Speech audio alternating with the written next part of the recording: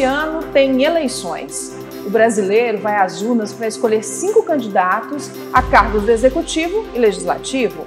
Quais os prazos? O que mudou na legislação? E como o Tribunal Eleitoral pretende lidar com a desinformação e com a disseminação de informações falsas? O Norte Entrevista recebe hoje o analista judiciário do TRE Tocantins, Adilson Cunha. Muito obrigada pela presença aqui no Norte Entrevista. Muito obrigado. Eu, em nome da Justiça Eleitoral, agradeço o convite. Nós que agradecemos. Nós que agradecemos. Eu começo perguntando para os prazos para os nossos eleitores, né? Sim. A gente sabe que tem que regularizar título, tem que fazer uma série de coisas para que em outubro eles possam ir lá às urnas e votar. Que prazos são esses? O principal prazo para a regularização de título é aquele que vai se encerrar no dia 4 de maio. O que é que o eleitor deve fazer nesse período? Ele deve, caso ele tenha alguma pendência junto à Justiça Eleitoral, se dirigir ao cartório eleitoral ou pelos meios eletrônicos no site da Justiça Eleitoral, providenciar a regularização do título, né? Então, quem, por exemplo, precisa pagar uma multa por não ter votado no pleito anterior ou está querendo transferir o seu título de domicílio eleitoral porque já há 3 meses mudou para uma determinada cidade, aí ele vai, querendo votar naquela cidade, faz a transferência.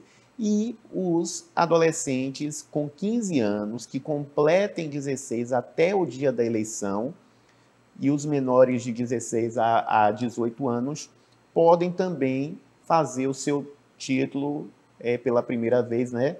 Iniciando a sua vida cidadã, no sentido de poder escolher o seu candidato nas eleições de 2022. Já que você falou desses jovens entre 15 e 17 anos, a gente verificou que o número de títulos passou, de novos títulos, né, de 199.667 em fevereiro para uma marca muito maior, 290.783 em março, um crescimento de 45%. Então, de um mês para o outro, a procura pelo título, pelo primeiro título, entre jovens aí de 15 e 17, cresceu 45%.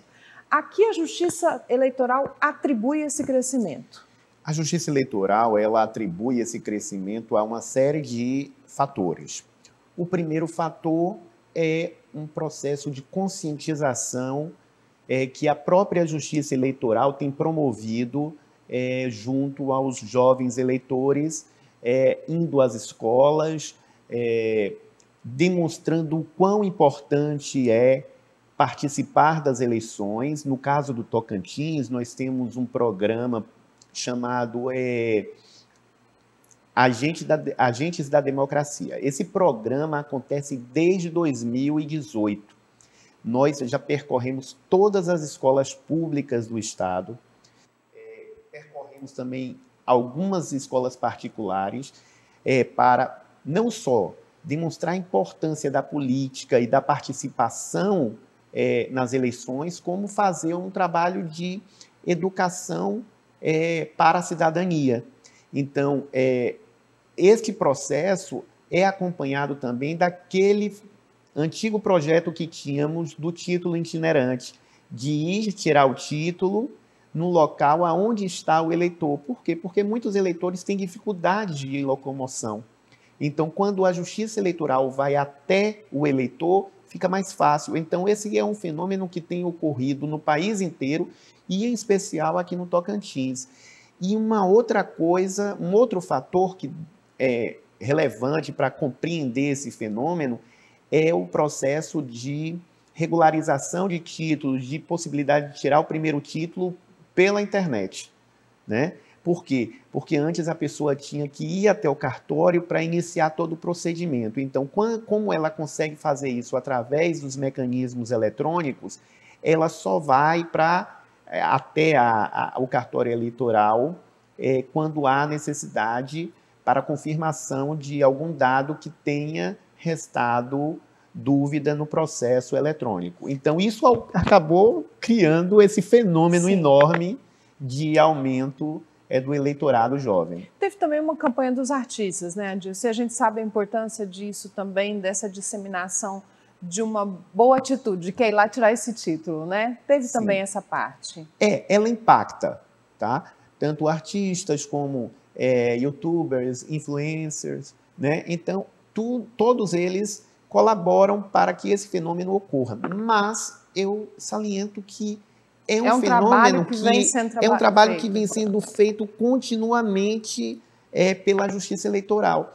E se a gente for ver, a Justiça Eleitoral ela não parou durante a pandemia. Verdade. Muito pelo contrário, ela aumentou a sua produtividade, principalmente com a implementação de serviços eletrônicos. E isso realmente colaborou em muito para esse fenômeno do aumento de eleitores jovens. Indo agora para a parte dos candidatos e dos partidos, eu sei que são muitos prazos, tá, Dilson? Então, vou te perguntar os principais. Acho que o mais importante é prazo final de registro de candidatura. Quando esses partidos têm que registrar a candidatura aí de todos os seus candidatos a esses cargos? Agora a gente vai para as consultas, né? Porque eu sei que são muitos prazos aí. São muitos prazos, né? Olha, o início... Primeiro, eu acho que antes da gente até falar um pouquinho sobre o registro de candidatura, tem o prazo para a convenção.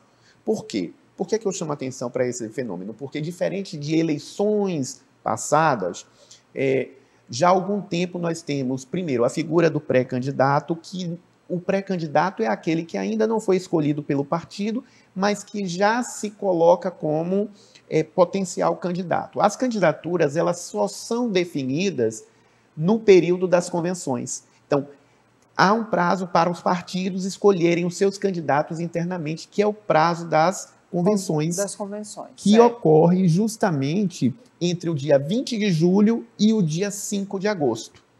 Uma vez fechada as convenções, os partidos podem começar a fazer os seus pedidos, os seus requerimentos de registro de candidatura.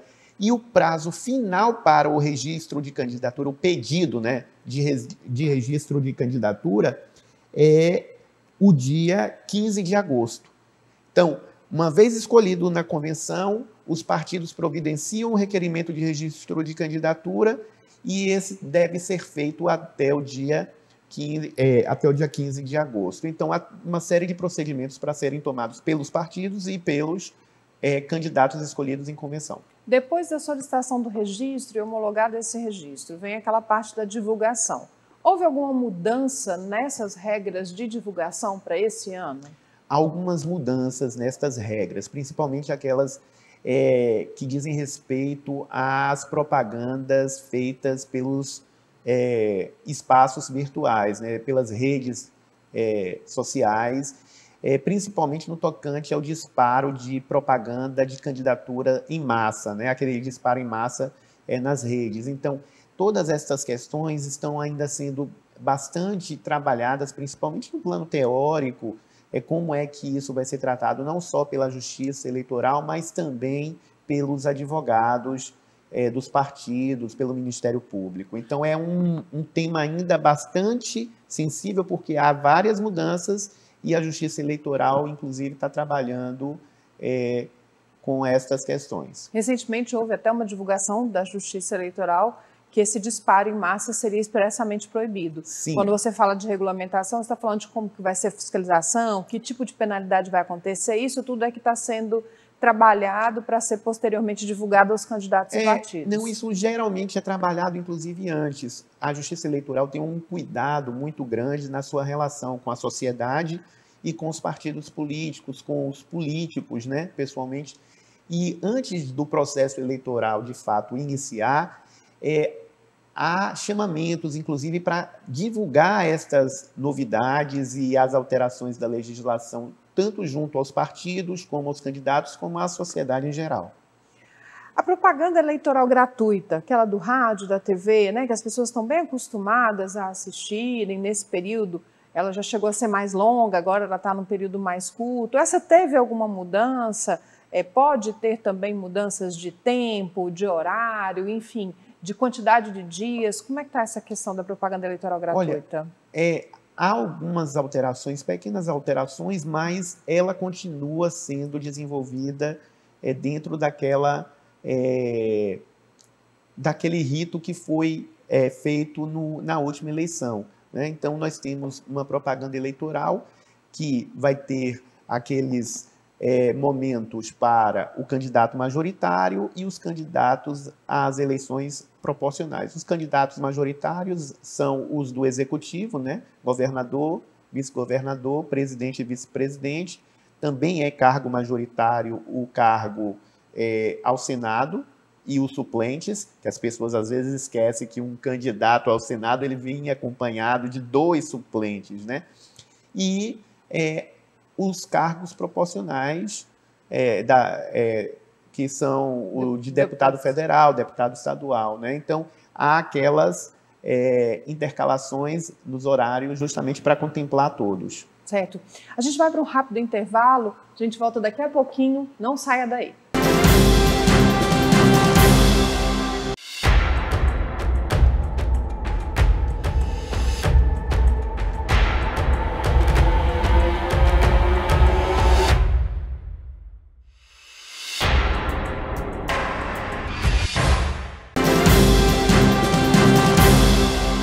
Estamos de volta, obrigada pela sua audiência.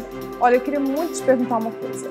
Há um tempo atrás, a gente teve a votação de um projeto de lei para o voto impresso. A gente teve uma avalanche de fake news, de desinformação junto com fake news a respeito da urna eletrônica. E, recentemente, uma pesquisa feita e divulgada pelo Tribunal Superior Eleitoral mostrou que 82% da população brasileira confia na urna eletrônica e no nosso sistema de votação. Eu queria entender o que aconteceu, o que o Tribunal Superior Eleitoral, junto com os tribunais regionais, fizeram para conseguir isso, que num curto espaço de tempo, uma população que descredibilizava a urna ao ponto de pedir o voto impresso, agora confia no sistema. Vamos lá, eu acho interessante essa pergunta, porque a gente vai partir, inclusive, de um dado que você traz, que é a porcentagem. Vamos lá, a porcentagem de aprovação, qual é? 82%. A anterior. Não, a anterior não tinha. Chegou-se a ter um projeto de lei para o voto impresso. Eu tenho aqui até alguns dados. Você tem, ótimo. Então, melhor ainda. Já faço para poder trazer. Eu vou trazer um dado do Tocantins, tá? Olha, melhor ainda. Porque aí a gente pega e é um dado que ele reflete o dado nacional. Então, por exemplo, quando a gente vai para o histórico, de 2004 até 2020, há uma média até 2016 de 90% de aprovação. Né? Com relação ao sistema de urna eletrônica. Com relação ao sistema de urna eletrônica, a satisfação junto à Justiça Eleitoral. Então, há um alto índice. Quando a gente vai para o contexto das eleições de 2016, inclusive foi um momento mundial onde começou a ocorrer problemas com desinformação e surgimento de fake news em relação às eleições, a gente vê uma pequena diminuição no índice. Então, quando a gente pega, por exemplo, dados aqui do Tocantins, a gente vai ver que a insatisfação vai levar a uma pequena diminuição. Quando chega em 2018, no auge da polarização política, a gente chega, por exemplo, a um índice de confiança de 64,7%. Mas olha bem, se a gente parar para pensar, é 64% de confiança e uma quantidade em torno de 36. Não chega a 36 porque tem aqueles que não opinam. Então vamos colocar em torno de próximo de 36% que estão em estado de não acreditar muito no sistema. Todo público é chamado, mas muitas vezes os partidos não aparecem. Os representantes de partido não aparecem.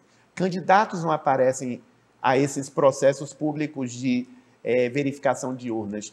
E isso a gente tem demonstrado em procedimentos fora do período eleitoral. E isso tem realmente aumentado a confiabilidade em relação às urnas. Lembrando que urnas eletrônicas, elas não existem só no Brasil, né? Elas existem em vários lugares do mundo e muitas fake news em torno desta questão estão sendo desfeitas e os processos de desinformação também. Olha, notícias falsas e desinformação prometem circular de novo agora nas próximas eleições. Tanto que o TSE fez o Programa Permanente de Enfrentamento da Desinformação e convocou todas as plataformas de redes sociais para aderirem a essa prática. Será suficiente para evitar a proliferação de conteúdo enganoso, de desinformação, de candidato utilizando essa desinformação para prática danosa, para conflito? Na opinião de vocês, só isso, só esse programa será suficiente? Esse programa ele não vem sozinho, né? Se fosse ele somente, isoladamente, sem a colaboração de toda uma rede da sociedade, incluindo a mídia, né, que tem feito um trabalho belíssimo em todos os canais, na verdade, da mídia, para combater a notícia falsa e os mecanismos de desinformação, sozinho não teria êxito. Então, nós contamos com a sociedade organizada, com os veículos de comunicação. Então, esta combinação de fatores, sim, possibilita uma diminuição nos impactos que a desinformação e as fake news causam no processo eleitoral. Mas muito mais coisas estão sendo produzidas, principalmente pela Justiça Eleitoral, para combater a fake news e a desinformação. Sozinha, ela não seria suficiente, mas graças a Deus e a uma série de outros fatores, a gente está conseguindo êxito nesse processo. Os tribunais, eles estão preparados para ataques de notícias falsas nesses períodos? Os tribunais estão preparados, sim. Há todo um processo de equipes para verificar este fenômeno social, né, sociopolítico, e inclusive aqui nós temos o CAF, que a pessoa que tiver notícias sobre informações falsas, processos de informação, pode entrar no site da Justiça Eleitoral e clicar lá e via WhatsApp dar a notícia desse processo de desinformação ou de fake news que esteja circulando. Então, há uma série de mecanismos que a Justiça Eleitoral tem tomado como mecanismos e instrumentos necessários para poder diminuir este fenômeno. Bom, no quesito segurança, a gente sabe que no dia da votação, né, ali nos dias anteriores e posteriores, há todo um esquema de segurança já utilizado pelo tribunal. Em função dessa polarização que a gente vive no momento no país, pensa-se num outro esquema de segurança? Já se cogitou isso? Eu sei que a gente ainda está bem distante, né, do dia da votação, mas já se discute isso nos tribunais? Já se discute. No âmbito dos tribunais regionais, há o Gabinete de Segurança Institucional. Esse Gabinete de Segurança Institucional, ele coordena não só a segurança no âmbito da sede do tribunal, mas em todo o estado do Tocantins, e nos outros estados acontecem o mesmo, sob a orientação do Tribunal Superior Eleitoral, e há sim uma série de medidas que estão sendo tomadas para reforçar a segurança, não só dos locais de votação, como também da sede do tribunal, dos cartórios eleitorais e dos procedimentos, inclusive, de trânsito com as urnas, né? Para que não haja nenhum tipo de dano, não só ao patrimônio público, que a urna é um patrimônio público, como também danos aos eleitores, no que diz respeito à sua integridade física, de repente, por questões desse processo de polarização, vir a ter algum tipo de conflito. Bom, a gente está vivendo essa polarização que a gente está conversando aqui agora, e a Justiça também está preparada para ataques, como a gente viu, por exemplo, na história recente dos Estados Unidos, numa divulgação de um vencedor, uma contestação, uma invasão, algo desse tipo. Também hoje já se trabalha, a gente fala muito, por exemplo, em gerenciamento de crise, né, em se preparar para uma crise.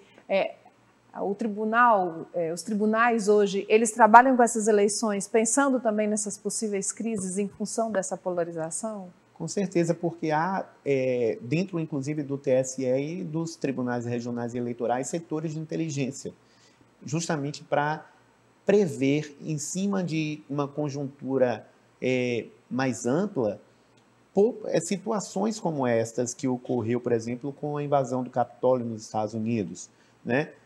Então, a previsibilidade existe e por isso que há toda uma coordenação dos setores de inteligência com o Gabinete de Segurança Institucional e com toda a equipe da Justiça Eleitoral para se evitar a ocorrência. E, na ocorrência, saber quais medidas tomar, né? Por isso que também nós temos o apoio não só da Polícia Federal, como da Polícia Estadual, da Polícia Militar, né, da Polícia Civil e das Forças Armadas também, né? Que em diversos momentos ela está ali junto com a Justiça Eleitoral para poder trazer segurança, principalmente em áreas como as áreas indígenas ou áreas de fronteira. Então, há toda uma estrutura preparada para uma situação como essa. Adilson, eu queria muito agradecer a sua presença aqui no Norte Entrevista, agradecer ao Tribunal Regional Eleitoral, pessoal da comunicação que gentilmente cedeu você aqui para a gente, dizer que provavelmente a gente vai voltar a falar sobre esse assunto esse ano, afinal é um ano de eleições e a gente espera ter vocês aqui com a gente novamente. Com certeza, Graziela, eu agradeço mais uma vez o convite, é muito bom estar aqui justamente para poder dar estas informações ao público e a Justiça Eleitoral está disponível sempre para trazer informação. Muito obrigada. E a você, muito obrigada pela sua audiência e até semana que vem.